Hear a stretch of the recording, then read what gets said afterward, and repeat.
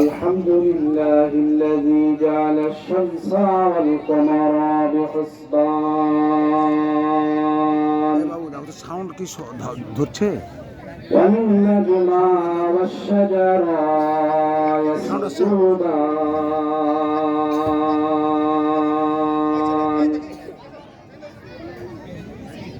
وفضل زمانا على زمان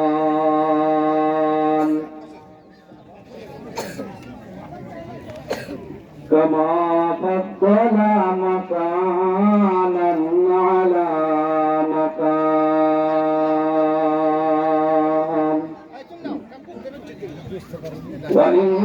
وإنسانا على إنسان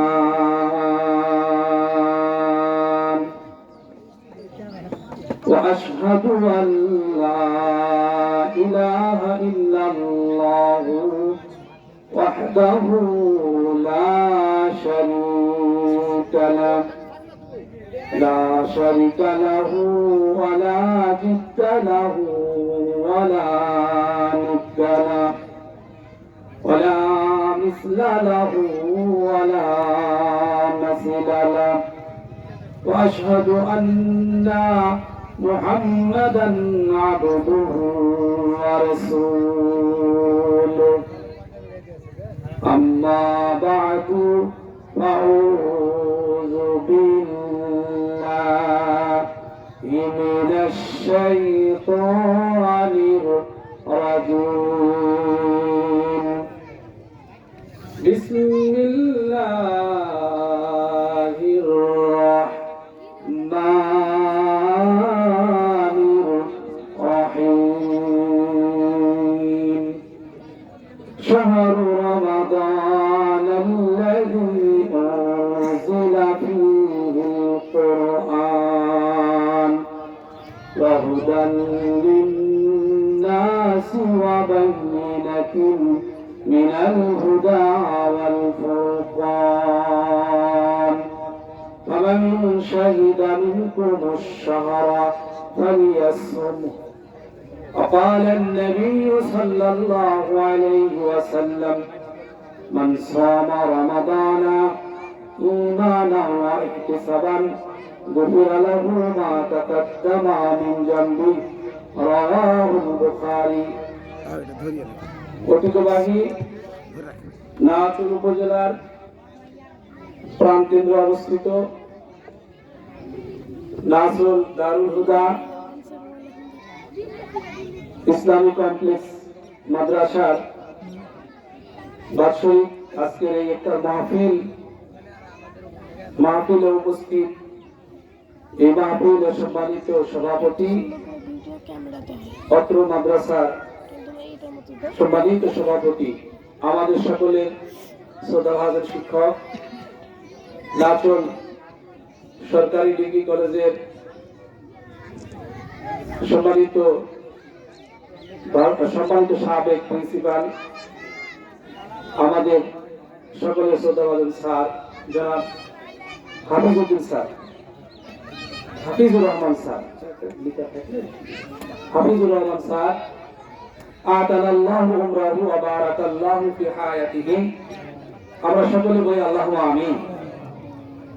উপস্থিত রয়েছেন আমার অত্যন্ত শ্রদ্ধাভাজন নাটোর সরকারি কলেজের সাবেক শিক্ষক ইংরেজি বিভাগের সম্মানিত স্যার জনাব ইসলামউদ্দিন স্যার, আমাদের সকলের শ্রদ্ধাভাজন স্যার, উপস্থিত আমাদের পত্র মাহফিলে সম্মানিত ওলামায়ে কেরাম, অত্র এলাকার রাজনীতিবিদগণ, বিশেষ করে আমাদেরই কৃতি সন্তান নাটোর পৌরসভা সম্মানিত আমি জনাব মনিরুল ইসলাম ভাই, আমাদের স্নেহের কচিকাচারা মাদ্রাসার তলেব এলেমরা, এমনকি উপস্থিত যুবক ভাইয়েরা, মাদ্রাসার সম্মানিত শিক্ষক মন্ডলী, সম্মানিত সুধী মন্ডলী, সবাইকে এই মাহফিলে উপস্থিত হওয়ার জন্য মোবারকবাদ জানিয়ে প্রশংসা করছি মহান আল্লাহ রাব্বুল আলামিনের দরবারে। আমরা সবাই বলি আলহামদুলিল্লাহ। সকলে আমরা একটু জোর আওয়াজে বলি আলহামদুলিল্লাহ। নবীজির প্রতি দরুদ আমরা সকলেই পড়ি সাল্লাল্লাহু আলাইহি ওয়াসাল্লাম। সম্মানিত দিনদার ও রোজাদার আজকে উপস্থিত শ্রোতা মণ্ডলী, আল্লাহ রাব্বুল আলামিনের নিকটে লাখো শুকরিয়া যে এমন একটি গুরুত্বপূর্ণ পরিবেশে মজলিসে আমরা উপস্থিত হতে পেরেছি, তা আবার এই রমাজানুল মুবারক মাসে সিয়াম অবস্থায়। আমরা কিন্তু সবাই সায়েম। এই সিয়াম অবস্থায়, সায়েম অবস্থায় আমরা খুবই গুরুত্বপূর্ণ একটি উদ্যোগ, একটি আশা আকাঙ্ক্ষাকে সাথে নিয়ে সামনে নিয়ে আজকে কিন্তু এই আয়োজন, আজকের এই ইফতার, আজকের আমাদের এই আয়োজন খুবই গুরুত্বপূর্ণ একটি লক্ষ্য উদ্দেশ্যকে সামনে নিয়ে। সেটা হলো এই যে আমাদের এই দিনী প্রতিষ্ঠান আমরা দেখছি আমাদের সামনে দণ্ডায়মান, এই প্রতিষ্ঠানটিকে কিভাবে আরো উত্তরোত্তর উন্নয়নের দিকে নিয়ে যাওয়া যায়, কিভাবে প্রতিষ্ঠানটিকে সার্বিকভাবে আরো সুন্দর করে সাজিয়ে সাফল্যমণ্ডিত করা যায়, একটা আধুনিক মানসম্মত দিনী ইসলামী প্রতিষ্ঠান হিসেবে গড়ে তোলার জন্য যা যা প্রয়োজন, এই সব কিছু আপনাদের সকলের সার্বিক সহযোগিতা, আপনাদের সুপরামর্শ, আপনাদের দান, আপনাদের সময়, শ্রম, বুদ্ধি, মেধা, এই সব কিছু আজকের এই মাহফিলের সাথে জড়িয়ে রয়েছে। এজন্য মহান আল্লাহর দরবারে আরো একবার শুকরিয়া আদায় করছি। আমরা সকলে বলি আলহামদুলিল্লাহ। সম্মানিত আজকে রোজাদার বিন্দুগণ, আজকের মাহফিলের শ্রোতা বিন্দুগণ, আপনারা একটু মনোযোগ দিয়ে কথাগুলো শুনবেন। দেখুন, গত বছরেও যারা আমাদের সাথে রোজা রেখেছেন, আজকে এইসব মানুষগুলো অনেকে আমাদের পাশে নেই, আমাদের সাথে আর নাই। অনেকে এখন ছিল, কিন্তু আমার প্রতিবেশী, আপনার প্রতিবেশী, আপনার গ্রামের মানুষ, এলাকার মানুষ নাই, ছিল গতবার। এমন সেদিন 5 রোজার দিন এই নাচল আখিলা গ্রামের আমাদের এক শ্রদ্ধেয় ব্যক্তি মামা, ডালিম মামা, কালোর বাজারে উনি আপনার লেদের ব্যবসা করতেন। গিয়েছিলেন আমরা যে কোন কাজে, আমরা থেকে আবার ফিরতি পাকে ওই ঝিলিম বাজারের পাশেই ট্রাকের সাথে ধাক্কা খেয়ে ট্রাকের পিছন চাকা মাথার উপর দিয়ে চলে গেছে। ইন্না লিল্লাহি ওয়া ইন্না ইলাইহি রাজিউন। সেখানেই তিনি মারা গিয়েছেন। দেখুন, সে কিন্তু রোজা অবস্থায় ছিলেন। এই রোজার মাসেও এই সিয়াম আল্লাহ রাব্বুল আলামিন আমাদেরকে দিয়েছেন, আর অনেক মানুষ রোজার আগের দিনও মারা গিয়েছে। সুতরাং আল্লাহর শুকরিয়া আদায় করে আমরা শেষ করতে পারবো না।